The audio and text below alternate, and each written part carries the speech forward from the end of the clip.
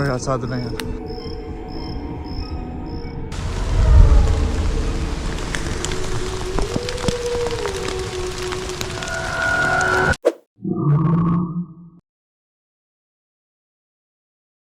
So Victoria runs this YouTube channel where she documents her life on the road. A few years back, she converted a Jeep into a camper and just went all in on the van life thing. She posts everything, the good days, the rough days, the reality of living in a vehicle full time. People really connect with her content because it's honest. She's built up a solid following just sharing her journey as she travels around. But on this particular night, things didn't go the way she planned. She was heading into the forests of upstate New York to try out free dispersed camping for the first time in that area. So I save so much money when I'm here, but I'm saving money right now to go international, do van life internationally.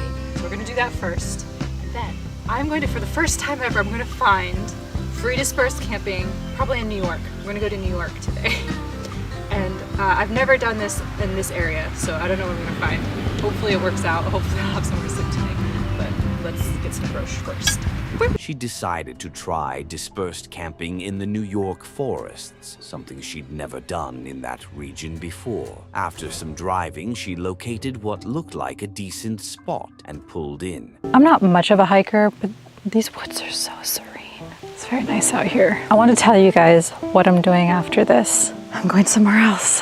There's something that makes me incredibly uncomfortable. That's the thought of driving in a different country. I'm already kind of uncomfortable driving here in America in the cities and stuff, but driving in a different country I've never done before, it's just something that I feel like, oh, I can't do that. I booked a flight to do just that. This is a huge challenge for me that I want to overcome to kind of gain more confidence. And I feel like this will open a door to so many more things. I don't have to just stay in America to do driving. I mean, maybe I'm just making it harder than it is in my head. She spent the evening setting up, made herself dinner, and settled in. The forest was quiet. Everything felt completely isolated. Then around 1:30 in the morning, she woke up to headlights and the sound of an engine pulling up directly beside her van. What the fuck?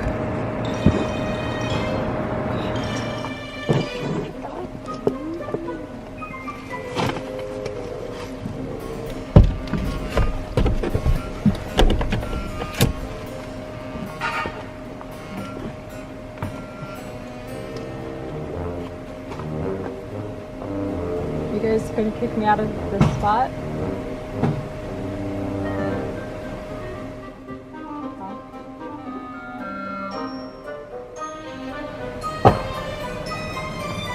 Are you guys gonna move your truck so I can at least leave? Are you gonna move your truck so I can leave? Huh? Well, it's kind of weird that I was put. Well, I am. Well, now I have to like leave because there's no way I can sleep like this. Can you at least ask, like, or say excuse me or something? Like, I was camped here. I understand. We told you we didn't know there was anybody in there. Right, but can you like say like yeah, but it's just common courtesy to say sorry. I didn't realize. Is it okay if we camp here? But it's like this is the spot that I got. It's just strange. It's rude. The group had parked so close she couldn't even back out. When she tried talking to them, they barely acknowledged her. Eventually, they moved, but the whole interaction felt off. They acted like she was the one in the wrong for already being there. She ended up packing up and leaving. The claim that they didn't see her van makes no sense. It's not exactly easy to miss. At least, it didn't go further than that. Dan runs a channel called Dan's Van Life. Pretty straightforward. It's literally just Dan living in his van, traveling around with his dog, Cassie. His videos cover the day-to-day stuff, little adventures, whatever happens on the road. For this trip, he was heading out to Colorado to spend the night in the wilderness. Just a regular camping setup. But this time, he ended up with some unexpected company. So I think today, I took a couple days off of editing and filming, just kind of let myself recharge a little. I need to get a video completely edited today, start to finish. So we are going to take my laptop, the grow lot. You know, the van's still kind of messy from last night. And we're gonna go sit in the park and edit the video up in the beautiful park with the mountain atmosphere and the people walking around, and should make it a little more fun than usual. Got an iced coffee from McDonald's. Cassie got kicked out of McDonald's. Worker wasn't happy that I brought her in, but I couldn't care less what a McDonald's worker thinks. After finding a spot and parking for the night, he took care of the usual routine. Fed the dog, ate some leftovers, figured he'd take a quick walk before calling it a night. It is past time for Cassie to eat, so we're gonna give the doggy dinner. And then I might just be playing some video games. I might move the TV back up onto the wall, and I might take down the whole racing sim tomorrow. But I'm ready just to eat some of my snacks, some of my potato salad, my leftover Chinese noodles, and just call it a night. He stepped out with Cassie to check out the area. That's when things shifted. After dinner walk, take a walk up this road, see if maybe there's a better viewpoint of the mountain behind me, and just check it out. Kind of cool right off the bat.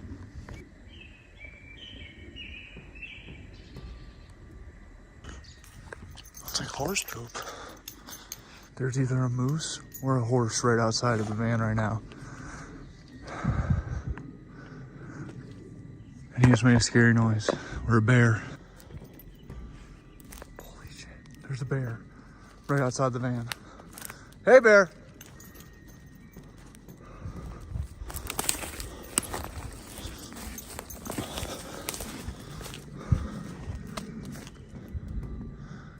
He's huge. He's huge.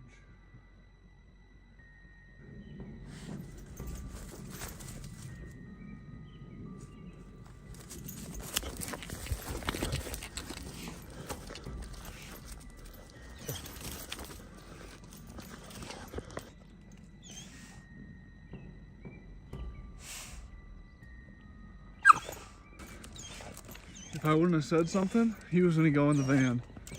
If I wouldn't have hollered, hey bear, he was about to walk his way right into the van. Stay. Cassie, sit. Sit. Hey bear. Hey big guy. That bear was heading directly toward the open van. If Dan hadn't noticed and called out when he did, it would have walked right in. Cassie, of course, thought it was a new friend. Dogs don't really process danger the same way. The bear eventually backed off, but it was close. Too close. That's the thing about being out in isolated areas. You assume you'll hear something coming or that animals will avoid you. But that's not always how it works. Dan stayed aware, reacted quickly, and that made the difference. It's a reminder that when you're in their space, you're the guest. MKP Studio is a channel that's all about exploring deep, remote forests, usually places with some kind of dark history or strange stories attached to them. The creator spends a lot of time in these isolated areas, and eventually, you're going to run into something weird. That's exactly what happened here. He'd filmed at this one location in the Pacific Northwest of Washington before, and people kept asking him to go back and see if there was more to find. So he did. But this time, things got a lot more unsettling than his first visit. I've been really curious to revisit this location and see if there was anything else that maybe we missed. Nearby this cell phone, we actually found a cross in the ground, and I speculate that it could be maybe a grave site of some sort, but I still don't really know. And what's even crazier is that not even 10 minutes ago, I got a severe weather alert. So apparently there's some sort of tropical storm moving its way through Washington, so it's currently pouring down rain right now. So that just adds another layer to this video because I'm definitely about to get soaked. He started hiking back toward the areas he'd documented before. Right at the trailhead, there were warning signs. Over 40 fatalities, more than 20 missing persons in the surrounding area. Not exactly comforting. As he moved deeper, he started noticing objects scattered near the trees. I see some like trash.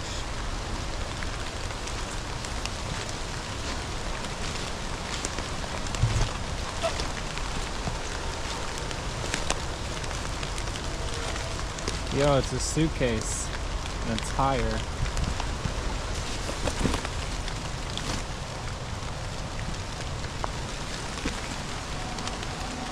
That's crazy.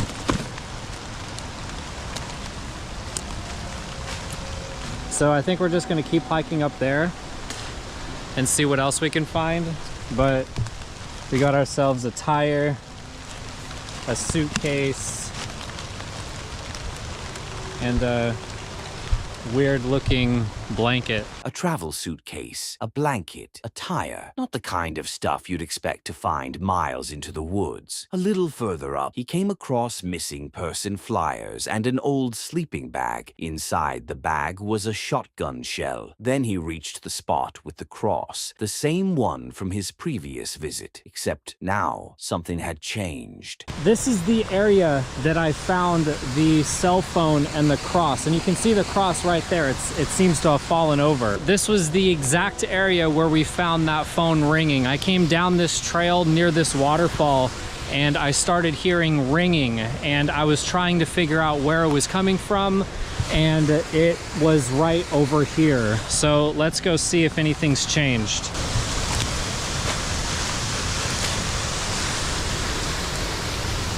Whoa, there's something else right down there.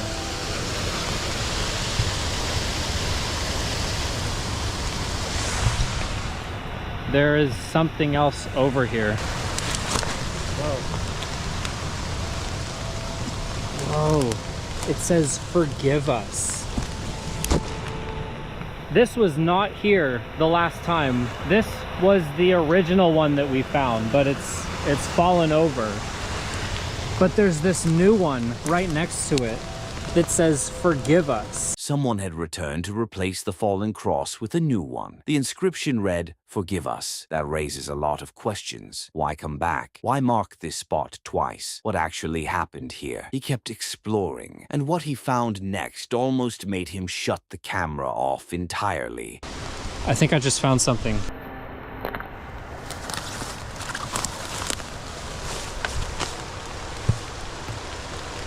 Holy.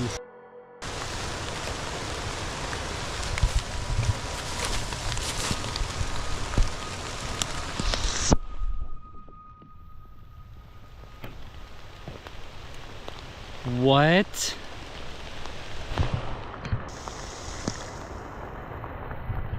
Okay. I'm speechless right now. I feel like we have just stumbled across something that we were not supposed to. So we have found ourselves in a situation here, and I don't know what to do next. A series of symbols made from bound branches, arranged deliberately, the kind of thing often associated with ritual activity. And then came the sound. Today has been an extremely eventful trip. I can officially say that I am further now in the woods than I have ever explored before.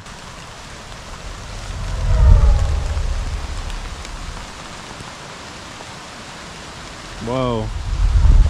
What was that?